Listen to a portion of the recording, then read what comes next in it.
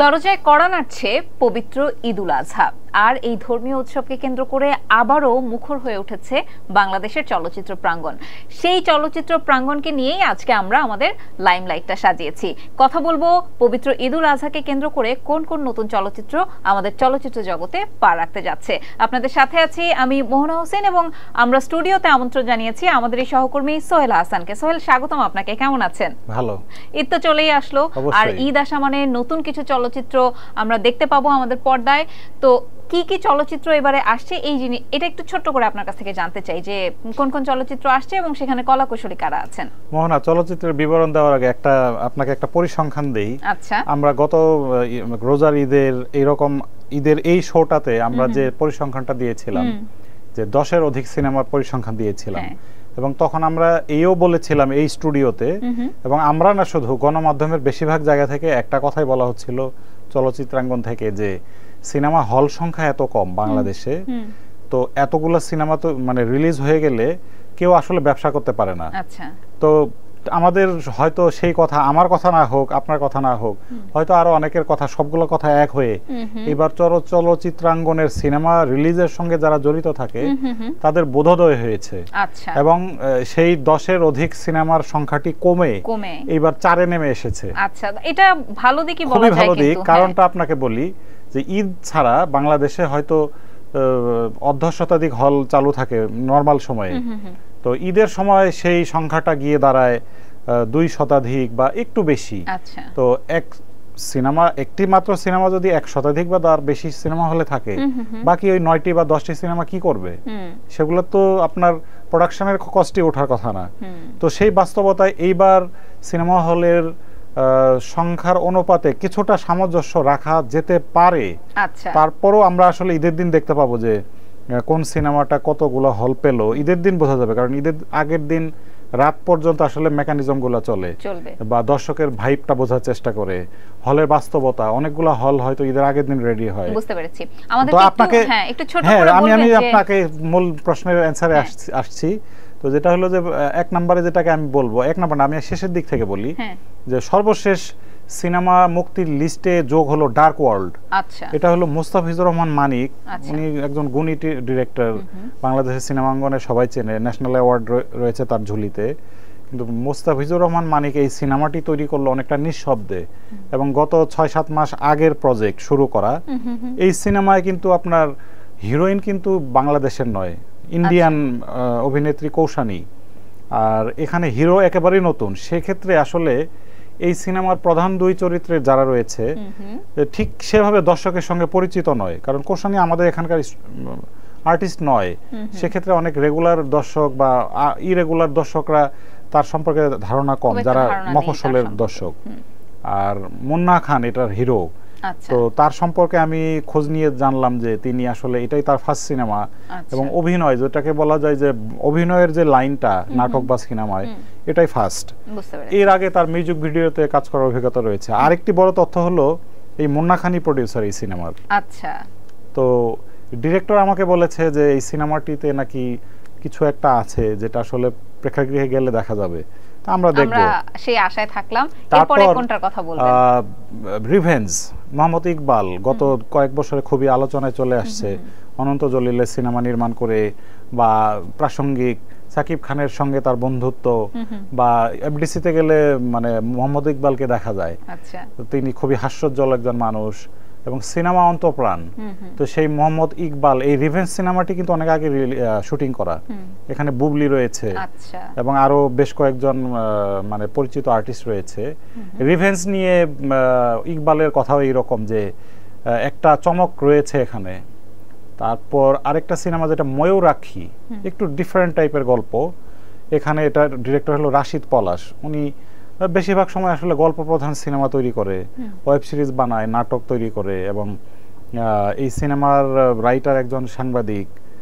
সবকিছু মিলে এখানে অভিনয় করেছে ববি, ইয়ামিন হক ববি। তিনি সিনিয়র অভিনেত্রী, এক সময় খুবই আলোচিত ছিল সিনেমা এবং প্রাসঙ্গিক কারণে, ব্যক্তিগত জীবন নিয়ে নানা ধরনের নিউজের শিরোনাম হতেন। সেই ববির দীর্ঘদিন পর সিনেমা রিলিজ হচ্ছে। তো এটি ববির জন্য একটা কামব্যাক সিনেমা হতে পারে ঈদ। আর যেটাকে আমরা এখন বলবো, এই সিনেমাটি নিয়ে আসলে দর্শকের প্রত্যাশা বেশি, তো সেই সিনেমাটির নাম তুফান। রায়হান রাফির ডিরেকশন, এবং রায়হান রাফি গত ধারাবাহিকভাবে ভালো বলতে দর্শক প্রিয় বা দর্শকের আগ্রহের থাকে তার সিনেমা। আর এখানে বাংলাদেশের এই সময়ের সেরা অভিনেতা সিনেমায় শাকিব খান অভিনয় করেছে। তো সবকিছু মিলে 4টি সিনেমায় একটা ব্যালেন্স, মানে যদিও ডার্ক ওয়ার্ল্ড সিনেমাটি নিয়ে প্রত্যাশা কম, ডিরেক্টরেরই প্রত্যাশা কম, যে তিনি প্রত্যাশা করে সর্বোচ্চ 10টি সিনেমা হল পাবে, আর বাকিগুলোর মধ্যে রিভেঞ্জ প্রত্যাশা করছে। ময়ূর আঁখি হয়তো সিনেপ্লেক্স বা শহরাঞ্চলে প্রদর্শিত হবে বেশি, তো সেক্ষেত্রে ফোকাসটা চলে যায় তুফানের দিকেই। এই তুফানে যখন ফোকাস চলেই আসলো, আমরাও একটু এখন তুফানে ফোকাস করতে চাই। যে গানটা রিলিজ হলো, রিলিজ হওয়ার পর আমাদের মানে এক্সপেকটেশন লেভেলটা আসলে অনেক উঁচুতে উঠে গেছে।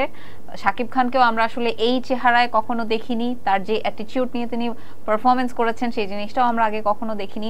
এই বিষয়ে একটু বিস্তারিত বলবেন যে কিভাবে শাকিব খান আসলে নিজেকে তৈরি করলেন, বা এই গানটা রিলিজ হওয়ার পর যে মানুষের আশাটা অনেক বেশি বেড়ে গেছে, বিস্তারিত আপনার পর্যবেক্ষণটা একটু জানতে চাই। পর্যবেক্ষণ না, আসলে আমরা তো নিউজের সঙ্গে কাজ করি, এবং আমরা আসলে সংবাদ খুঁজতে গিয়ে আমাদের চোখে অনেক তথ্য চলে আসে, বা আমরা অনেক কিছু জানি। সব সংবাদ আসলে পত্রিকার পাতায় দেওয়া যায় না, নিউজের মধ্যে সব তথ্য দেওয়া যায় না, যেগুলো অনেকগুলা ব্যক্তিগত আলাপে বলা যায়, এই টকশোতে বলা যায়। তো তুফানের যে বিষয়টা, গানের প্রসঙ্গে পরে আসি।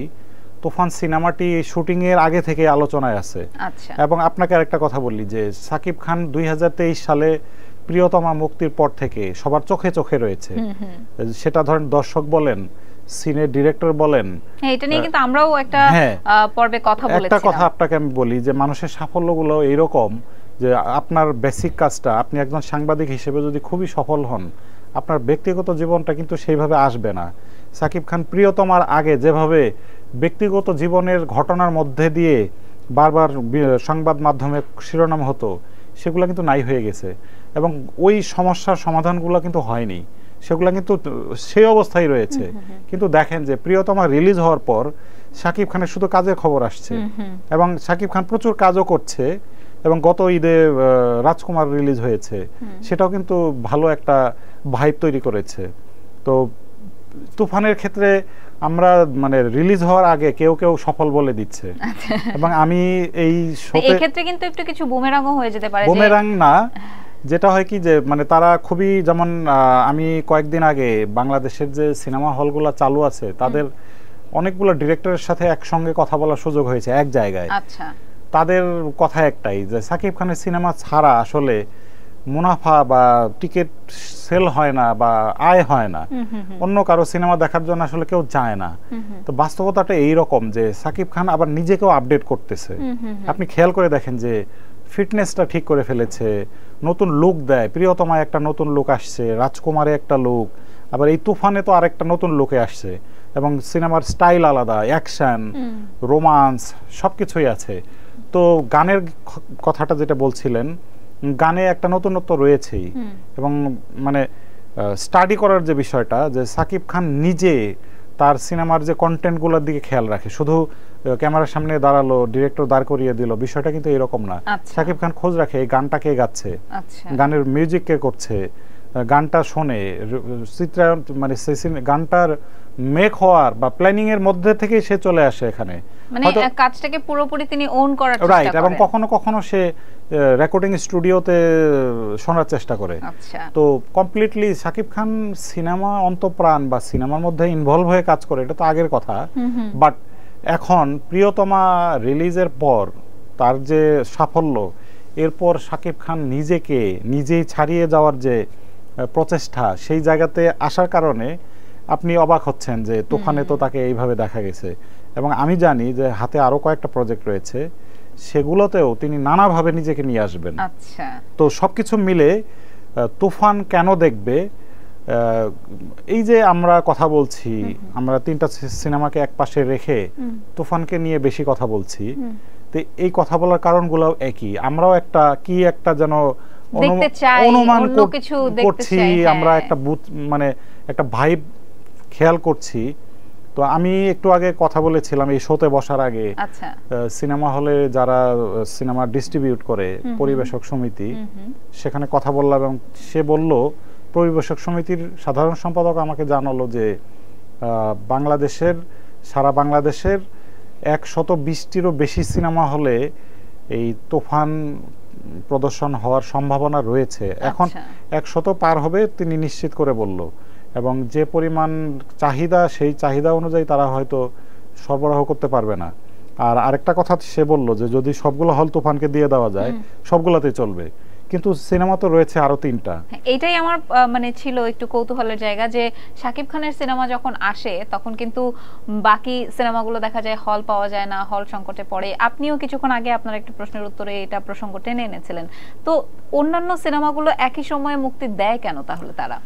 আসলে মোহনা, মানে বিষয়গুলো হলো এরকম যে মাঠে রোনাল্ডো বা মেসি বা সেরা খেলোয়াড় তো আমরা চিনি 1-2 জন, কিন্তু আরো কিন্তু তারকা খেলোয়াড় না থাকলেও ভালো খেলোয়াড় থাকে।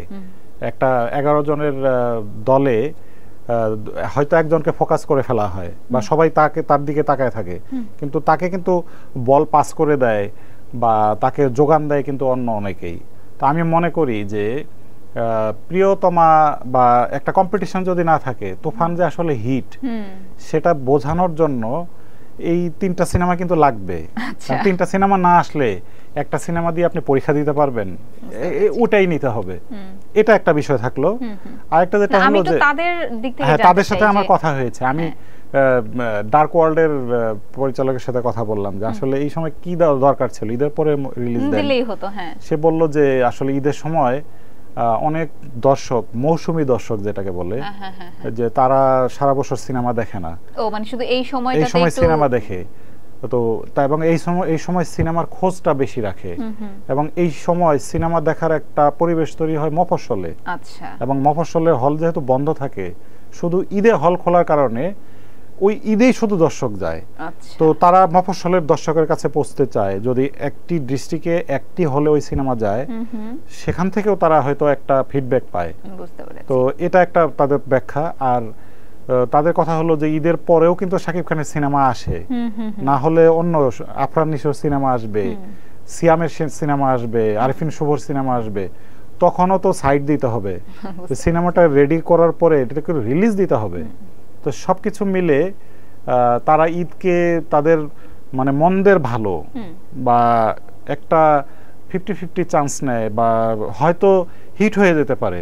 যেমন গত ঈদে আমরা দেখেছি যে যেগুলো আলোচনায় ছিল না, এগুলো কিন্তু ভালো মানে দর্শক হয়েছে পরে।